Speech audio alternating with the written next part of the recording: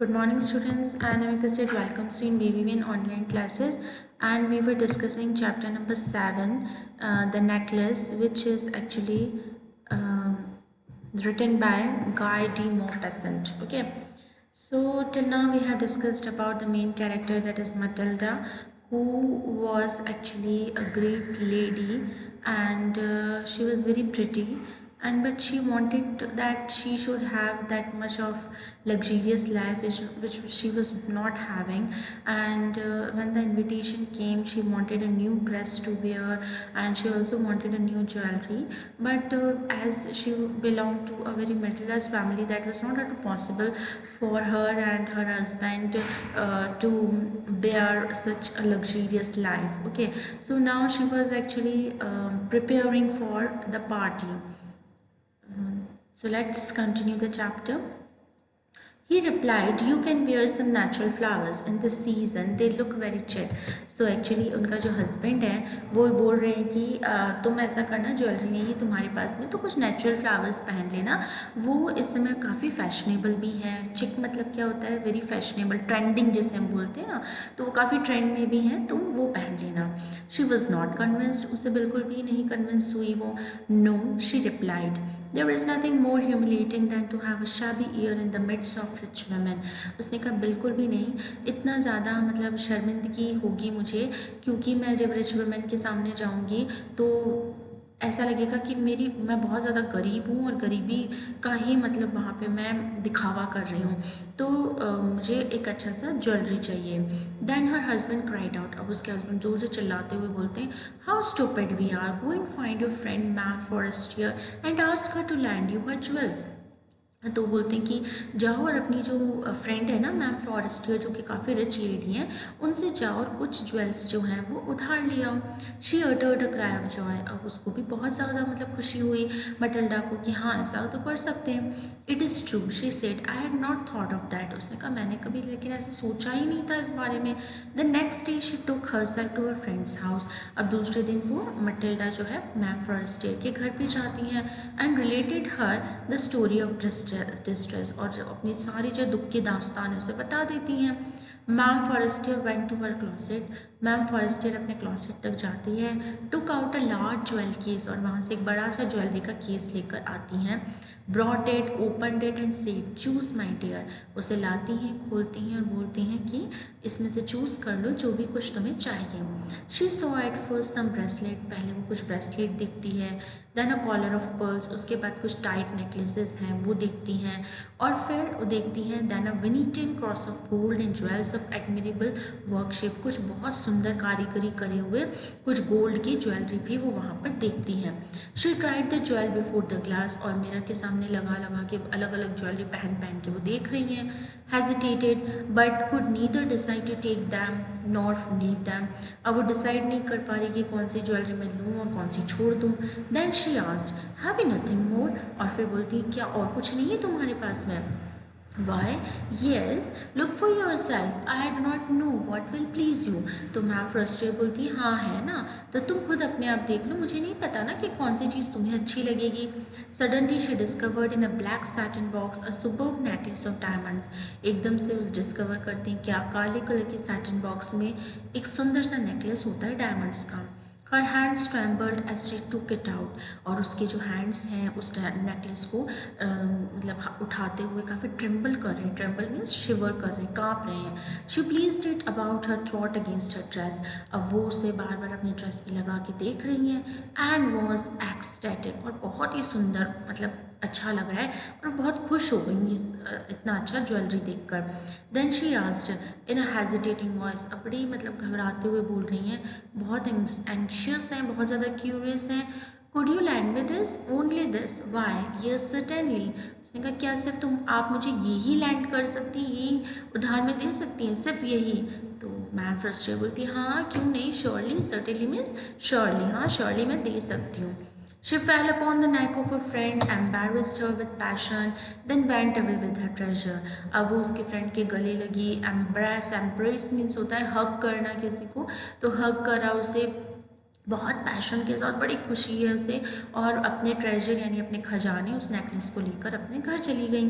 The day of ball arrived, अब party का दिन आ चुका था। मैम लॉयजल वॉज ग्रेट सक्सेस, अब मैम को जो मैटिल्डा लॉयजल है उनको अच्छा ड्रेस भी मिल गया, उनको अच्छी ज्वेलरी भी मिल गई। She was the prettiest of all, elegant, gracious, smiling and full of joy, यानी आज वो बहुत सुंदर दिख रही थी, बहुत ज़्यादा एलिगेंट, बहुत ज़्यादा सुंदर, बहुत ज़्यादा खुश थी और स्माइल कर रही थी। ऑल द मैन नोटिस्ड हर, सारे मेल ने उसे नोटिस किया, सारे मेल पर्सनालिटी जो है मतलब इतनी सुंदर दिख रही हो तो सब नोटिस कर रहे थे उसे। आस्क्ड हर नेम, उसका नाम भी पूछा, and wanted to be presented, और वो अपने आप का इंट्रोडक्शन भी दे रहे थे उन्हें। शी डांस विद एंथुजियाज्म, उसने बड़े जोश के साथ में डांस करना स्टार्ट किया। इंटॉक्सिकेटेड विद प्लेजर, और बहुत ज़्यादा खुश थी वो।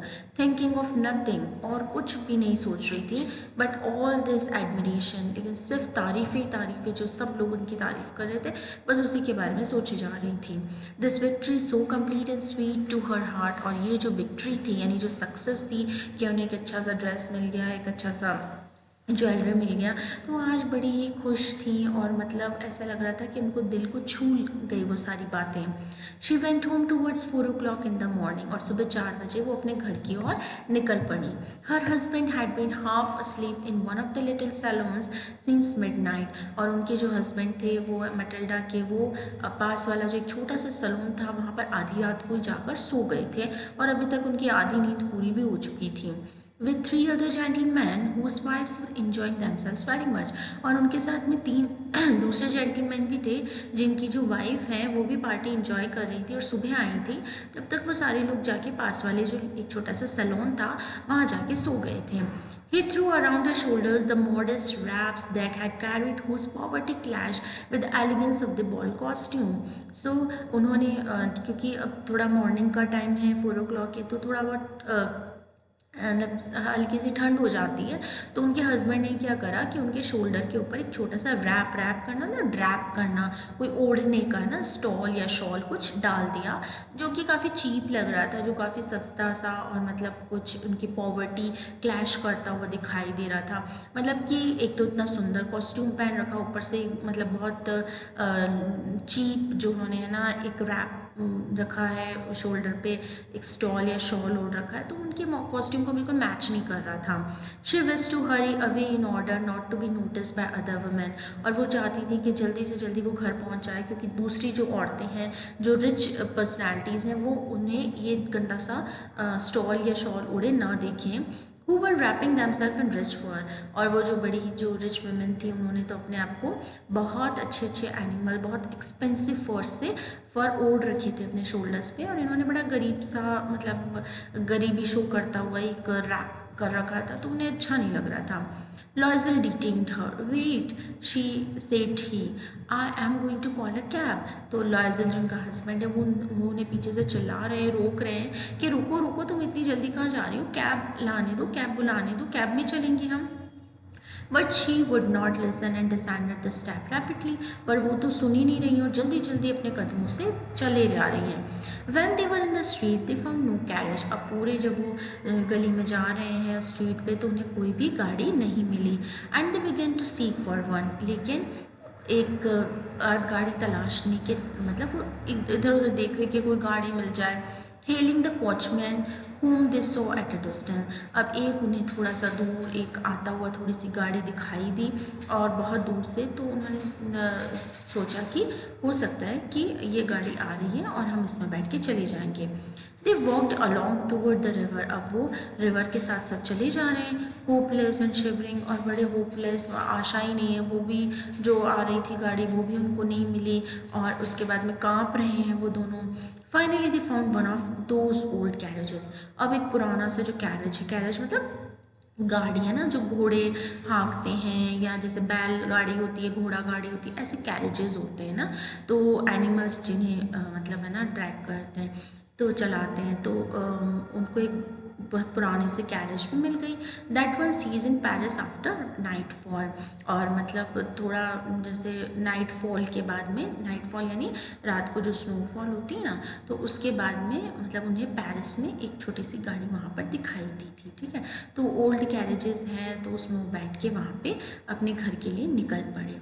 It took them as far as their door and they went wearily up to their apartment. और उनके घर तक उस गाड़ी ने उन्हें छोड़ा. उसके बाद में बड़े थके हारे वो अपने अपार्टमेंट में चले गए. It was all over for her. अब पार्टी जो थी वो सारी ख़त्म हो चुकी थी. And on his part he remembered that he would have to be at office by 10 o'clock. और उसके हस्बैंड को याद आया कि मुझे तो 10 बजे ऑफिस जाना है, तो इसलिए मुझे फटाफट रेडी होना चाहिए ऑफिस के लिए. ओके, अब कल पढ़ते हैं कि आगे क्या होता है. ठीक है, हैप्पी लर्निंग.